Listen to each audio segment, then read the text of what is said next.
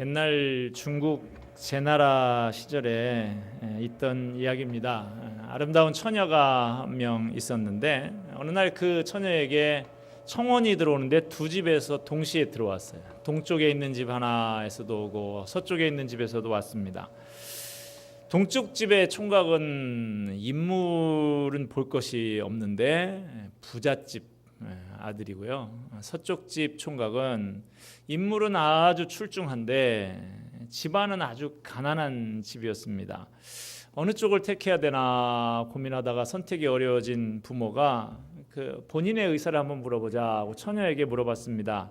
어느 쪽으로 정하기가 쉽지 않구나. 내 뜻은 어느 쪽이냐? 동쪽 시집가고 싶으면 오른손 들고 서쪽으로 시집가고 싶으면 왼손을 들어라. 그랬더니 이 처녀가 두 손을 다 번쩍 드는 거예요.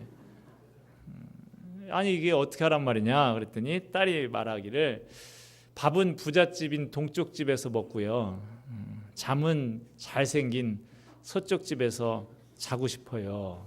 그래서 이 동가숙 서가식, 동가식 서가숙 이란 말이 여기에서 생겨나게 됐다라고 합니다.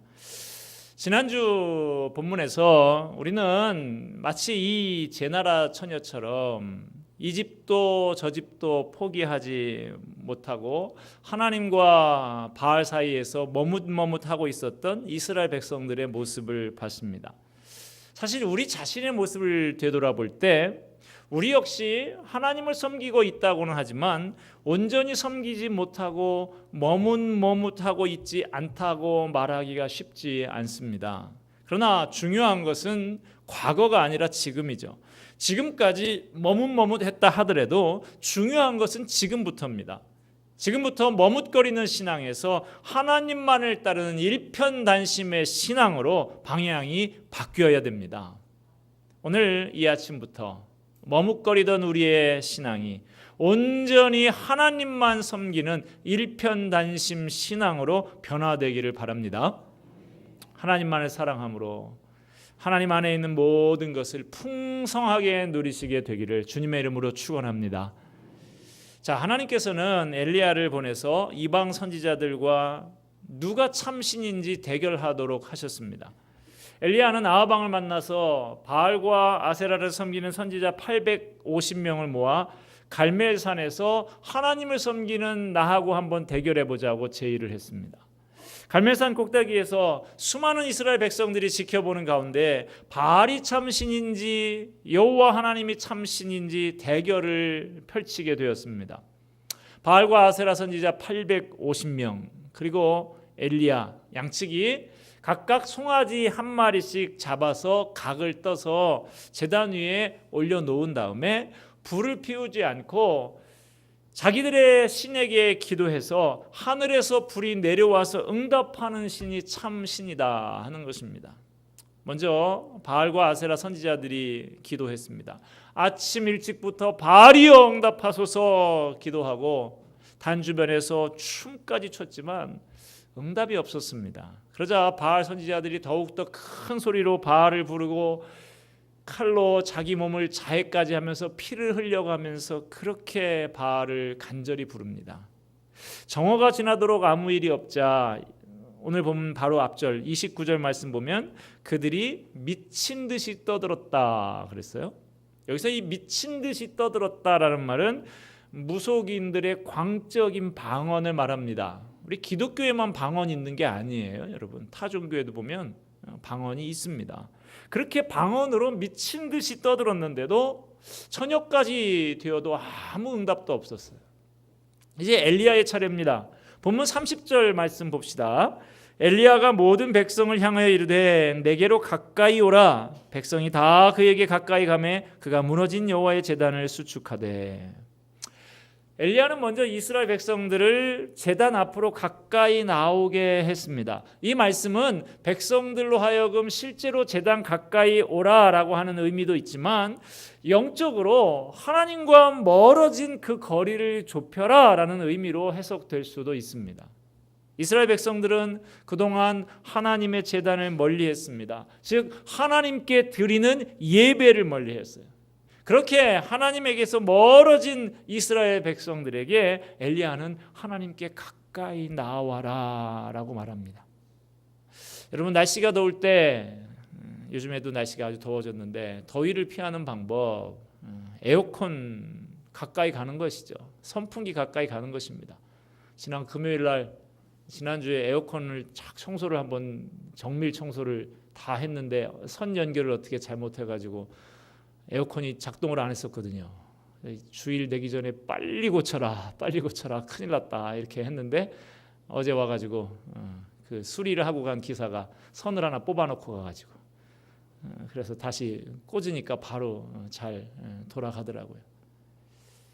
여러분, 더울 때는 에어컨을 가까이 하면 되는 것이고, 날씨가 추울 때 따뜻한 방법은 뭡니까? 난로 곁으로 가까이 가면 따뜻해지는 것이지. 이스라엘 백성들이 하나님으로부터 거리가 멀어졌을 때 이들은 3년 6개월 동안이나 비가 오지 않는 비참한 현실을 경험해야 했습니다. 시편 73편 28절의 말씀입니다. 하나님께 가까이함이 내게 복이라. 여러분, 하나님께 가까이 하는 것이 복입니다. 반대로 해도 성립이 됩니다. 하나님을 떠나는 것이 화입니다. 하나님이 꼭 그를 저주하셔서가 아니라도 우리가 스스로 화를 자초하는 것입니다. 그러므로 여러분, 날마다 하나님께 더 가까이 나아가는 복된 길을 걸어가는 여러분이 되시기를 바랍니다. 본문 30절 다시 한번 보겠습니다. 엘리야가 모든 백성을 향하여 이르되 내게로 가까이 오라. 백성이 다 그에게 가까이 가매 그가 무너진 여호와의 제단을 수축하되. 엘리야가 하나님 앞에 기도하고 하나님께서 엘리야의 기도에 응답하시기 전에 엘리야가 취했던 행동에 좀 주목해 볼 필요가 있습니다. 엘리야가 먼저 한 일은 여호와의 제단을 수축하는 일이었어요. 없는 제단을 새로 만드는 것이 아니고요, 이미 있었지만 폐허가 되어버린 제단을 보수했다는 거예요. 이스라엘 백성들은 전에 하나님께 제단을 쌓고 예배를 드렸었습니다. 제단은 하나님과 하나님의 백성들이 만나던 곳이었어요. 하나님의 영광 중에 임재하시던 곳이었습니다. 하나님께서 하나님의 백성들과 교제를 나누시고 죄 지은 인생들을 용서하시는 장소였습니다. 하나님께서 백성들과 함께 하신다는 것을 상징적으로 보여주는 장소가 바로 하나님의 제단입니다. 그런데 그 제단이 다 무너지고 황폐하게 되었다. 제단은 하나님 앞에 예배드리는 단이니까 제단이 무너지고 황폐하게 되었다라고 하는 것은 하나님 앞에 드리는 예배가 다 무너져 버렸다라고 하는 것이죠. 지금 이스라엘 백성들이 겪고 있는 역사적인 참혹한 가뭄의 원인이 무엇입니까? 그들의 예배가 무너졌기 때문입니다. 그래서 엘리야는 백성들을 모아놓고 다른 어떤 것보다 먼저 제단을 고쳐 쌓은 것입니다. 무너진 제단을 재건하는 모습을 보여줌으로써 그들의 신앙도 재건이 되고 예배가 회복되기를 기대하고 있는 거예요. 여러분에게 있어서는 제단이 온전합니까? 여러분의 제단은 무엇입니까? 오늘 이 시간에 여러분의 무너진 제단을 다시 쌓는 시간이 되시기를 바랍니다. 혹시 우리 가운데 하나님께 드리는 예배의 제단이 무너진 분들 계십니까? 하나님을 섬긴다고 하는 우리가 알지 못하는 사이에 하나님과 만나서 영광스러운 교제를 누리는 지성소를 잃어버리고 있는 것은 아닌지, 그 자리를 어떤 다른 것이 차지하고 있는 것은 아닌지 점검을 해봐야 됩니다. 오늘 말씀을 대하면서 온전한 예배의 회복을 위해서 힘쓰는 우리가 되었으면 합니다. 예배를 회복해야 가뭄이 그칩니다. 예배를 회복해야 은혜의 단비가 하늘로부터 쏟아지는 것입니다. 오늘 우리가 하나님께로부터 오는 축복을 누리는 인생을 살기 원한다면 먼저 예배가 회복이 되어야 합니다. 이스라엘의 왕이었던 솔로몬은 왕위에 오르자마자 다른 어떤 일보다 먼저 하나님 앞에 일천번제의 예배를 드림으로 놀라운 축복이 되었던 것을 기억하고 있습니다. 히브리서 10장 25절 말씀에 보면 모이기를 피하는 어떤 사람들의 습관과 같이 하지 말고 오직 권하여 그날이 가까움을 볼수록 더욱 그리하자라고 말씀하고 있습니다. 말세가 되어갈수록 사탄은 모이기를 패하게 합니다. 많이 모이지 못하게 합니다. 모이더라도 길게 모이지 못하게 합니다. 자주 모이지 못하게 합니다. 왜일까요? 모이는 곳에 역사가 일어나기 때문이죠. 모이는 곳에 응답이 있겠다고 하나님께서 말씀하셨기 때문이죠. 모이면 변화가 나타나기 때문인 것입니다. 그러므로 여러분, 우리는 그날이 가까움을 볼수록, 마지막 날이 가까움을 볼수록 더욱더 모이기에 힘써야 될 줄로 믿습니다. 주일을 온전히 성수하시는 성도들 되시기 바랍니다. 수요 기도회도, 금요 기도회도, 새벽 기도회 시간도 소중히 생각하는 여러분들이 되시기를 바랍니다. 예배 시간에 승리하는 사람은 인생의 승리자가 됩니다. 예배 시간에 패배하는 사람은 인생의 패배자가 될 것입니다.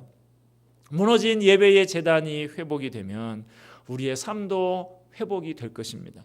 무너진 예배의 단이 다시 쌓아지는 만큼 우리의 삶도 다시 든든하게 세워지게 될 것입니다. 저와 여러분 모두가 예배의 제단을 다시 회복하는 분들이 될 수 있기를 주님의 이름으로 축원을 드립니다. 자, 엘리야가 무너진 제단을 다시 쌓는데요. 본문은 그 재료가 무엇이었는가 하는 것을 주목하고 있습니다. 본문 31절 말씀 봅시다. 야곱의 아들들의 지파의 수요를 따라 엘리야가 돌 12개를 취하니. 엘리야가 제단을 다시 쌓는데 12개의 돌을 가져다가 쌓았다는 거예요. 그런데 그 12개의 돌, 이것을 보는 순간 이스라엘 백성들이 무엇을 느꼈을까 하는 것입니다. 지금 이스라엘 백성들이 쫙 둘러싸여 있는데 하필이면 돌을 12개를 갖다가 쌓는 이 상징적인 행동을 하는 것이죠. 이스라엘 백성들에게 있어서 12이라고 하는 숫자는 아주 중요한 숫자입니다. 이스라엘은 야곱의 아들 12명으로부터 비롯된 12지파로 구성되어 있습니다. 그러므로 이 12개의 돌이라고 하는 것은 이스라엘 백성들 하나도 예외 없는 모든 백성들, 이것을 다 상징하고 보여주고 있는 것이죠. 12개의 돌로 제단을 다시 쌓는 엘리야의 행위는 비단 이곳 갈멜산에 무너진 제단뿐만 아니라 이스라엘 전체에 회파되고 무너지고 있는 그 제단을 다시 쌓는 상징적인 행위를 하고 있는 거예요. 무너진 제단을 다시 쌓는 일에 그 누구도 예외가 없다. 온 나라 온 백성이여 다시금 제단을 회복해라 라고 하는 그런 메시지를 던지고 있는 것입니다.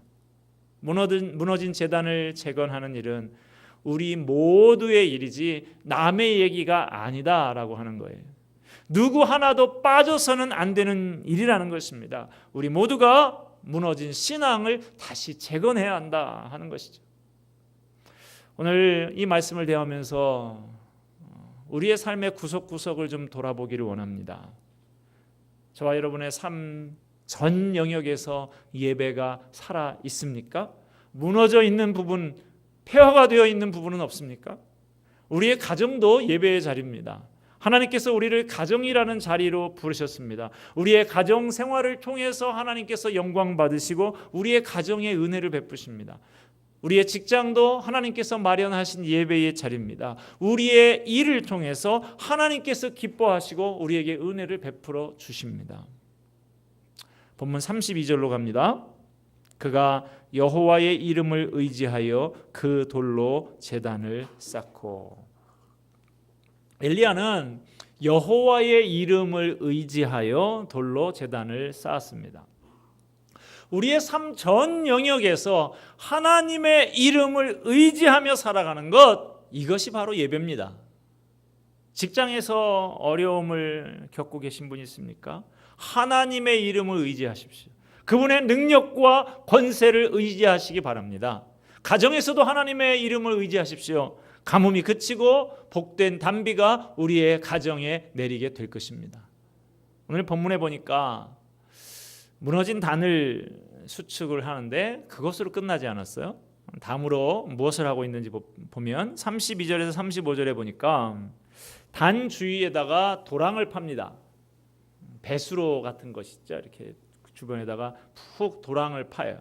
그리고 나무를 그 단에다가 버려놓고 그 위에다가 송아지를 각을 떠서 올려 놓습니다. 그리고 그 다음에 여기까지는 다 제사 드릴 때 할 수 있는 일이에요. 도랑 하나 하는 거 빼고는 도랑도 필요할 수 있을 것 같아요. 짐승에서 피도 흐르고 기름도 흘러나오고 물도 나오고 하니까 도랑으로 이렇게 해서 덮어버리자 이렇게 할 수도 있을 것 같습니다만, 그 다음에 이상한 장면이 나오는데, 사람을 시켜서 통 4개의 물을 가득 채워다가 번제물 위에 또 그 나무 위에다가 들이부으라는 거예요. 그것도 한 번이 아니라 3번을 반복해서 4통을 3번 반복하니까 12통이나 되는 물을 퍼다가 그 제단과 나무 위에다가 흥건하게 들이부으라는 것이죠. 그래서 물을 많이 부니까 물이 제단에 흥건히 다 젖고 그 다음에 그 파놓은 도랑에도 물이 가득 찰 정도가 되었다 그랬습니다. 여러분, 3년 동안이나 가뭄이 들었는데 지금 이 갈멜산 산꼭대기에 물이 어디 있겠어요? 시냇물도 다 말랐습니다. 도대체 어디서 이 물을 흥건하게 부을 만한 12통이나 물을 구했을까?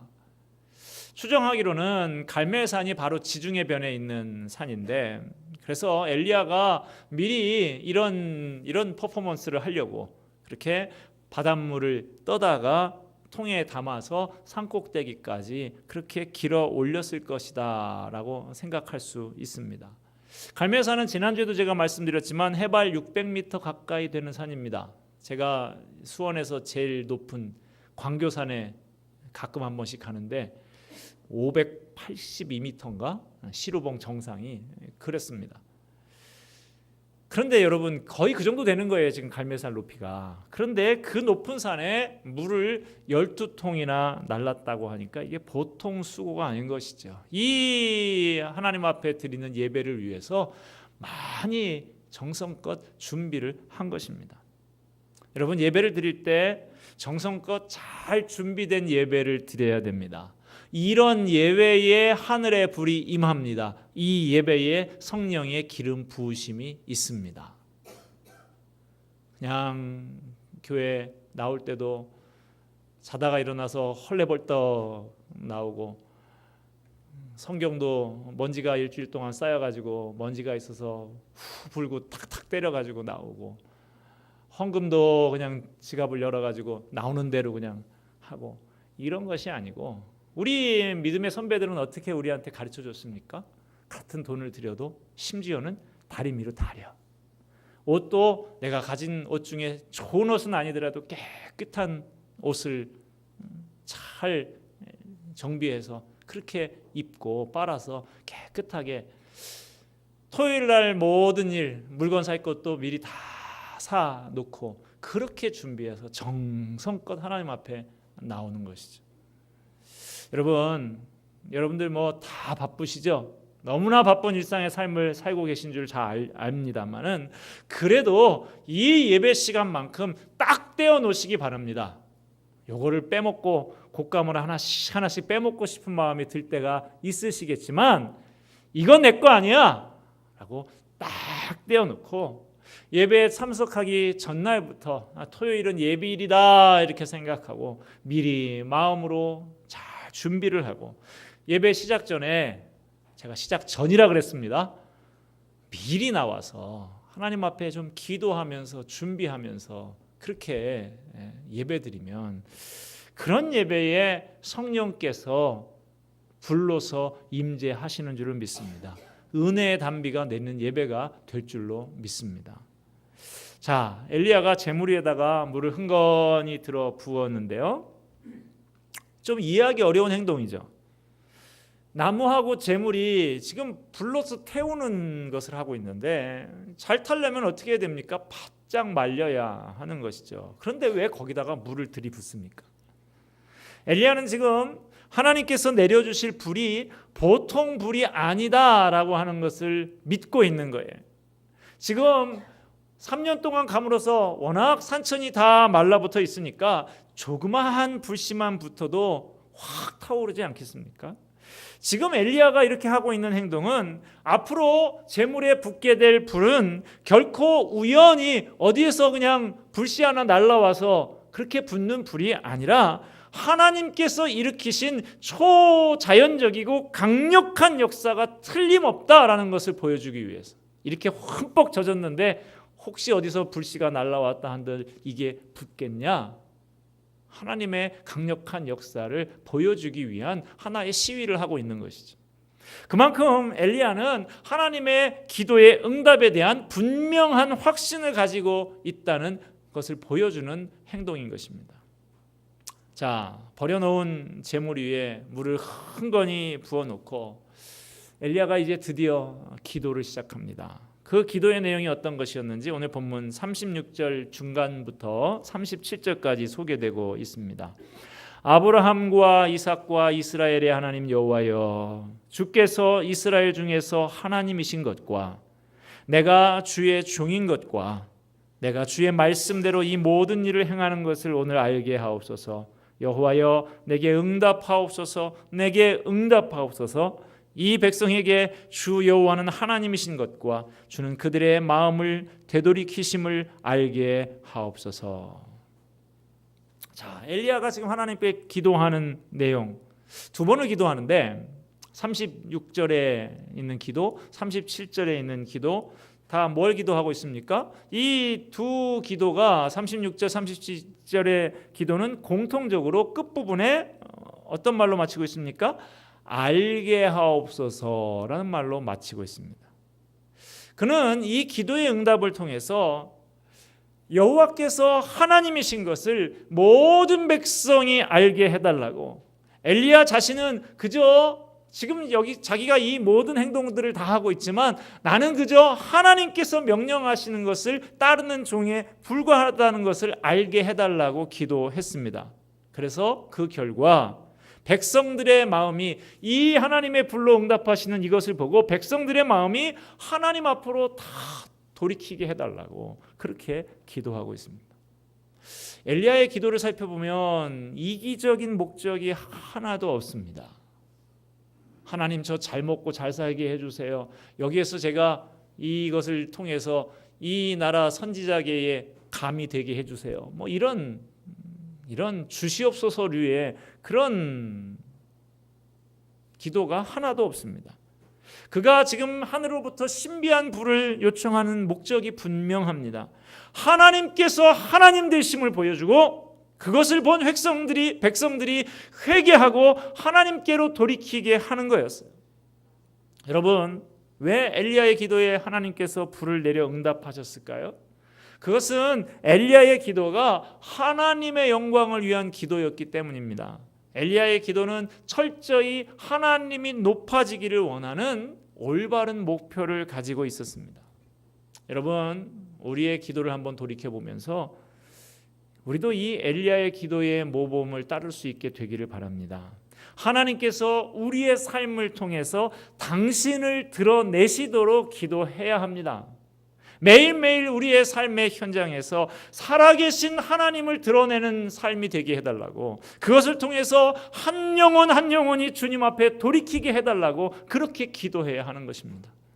우리의 가정에서, 우리의 자녀들의 모습 속에서, 우리의 직장과 사업장에서, 우리 교회 가운데서, 우리 사랑방 가운데서 하나님의 살아계심이 드러난다고 하면 그거만큼 의미 있고 행복한 일이 또 어디 있겠습니까? 여러분, 진정한 기도는 내 뜻이 이루어지는 것을 보여달라는 기도가 아닙니다. 하나님의 뜻이 이루어지는 것을 보여달라는 기도여야 하는 것입니다. 내가 드러나게 해달라는 기도가 아니라 하나님께서 드러나게 해달라는 기도가 바른 기도인 것이죠. 하나님께서 이 엘리야의 기도를 기쁘게 여기시고 그 기도에 응답하셨습니다. 하늘에서 여호와의 불이 내려와서 번제물과 나무와 돌과 흙을 다 태우고 그 도랑에 그득했던 물을 오늘 말씀에 의하면 핥었다 그랬어요. 여러분, 핥는 장면 연상을 해보시기 바랍니다. 그저 물이 그냥 조금 수증기만 난 것이 아니라 물을 핥듯이 싹 바싹 말려버리는 강력한 초자연적인 불이 내려왔다라고 하는 것이죠. 이 광경을 본 이스라엘 백성들은 그 자리에서 엎드려서 여호와 그는 하나님이시로다, 여호와 그는 하나님이시로다 하면서 하나님 앞에 경배하는 모습을 볼 수가 있습니다. 저와 여러분에게도 이러한 하나님의 역사가 우리 자신에게, 우리의 가정에, 우리의 일터에, 여러분과 관련된 모든 사람들에게도 분명히 드러나게 되기를 주님의 이름으로 축원을 드립니다. 말씀을 맺습니다. 오늘 우리가 드리는 예배가 성령의 불이 내려오는 응답의 예배가 되기를 간절히 소원합니다. 우리에게 있는 그 컬컬한 것, 목마름, 인생의 가뭄이 해결되는 시간이 되기를 바랍니다. 그러기 위해서 오늘 이 장면, 엘리야가 갈멜산 위에서 했던 행동들을 다시 한번 되새겨 볼 필요가 있습니다. 하나님께 가까이 나오라고 합니다. 하나님과의 거리를 좁혀야 됩니다. 무너진 단을 다시 쌓아야 합니다. 정성껏 잘 준비된 예배를 드려야 합니다. 내가 아니라 하나님께서 드러나시도록, 그래서 한 영혼 한 영혼이 주님께로 돌아올 수 있도록 그렇게 기도해야 하는 것입니다. 예배는 닫힌 하늘의 문, 은혜의 문을 여는 열쇠입니다. 우리의 삶 전 영역에 예배가 회복되므로 여러분의 인생의 하늘의 문, 축복의 문이 열리게 되기를, 그러한 은혜가 우리 가운데 넘치기를 주님의 이름으로 축원드립니다. 기도하겠습니다.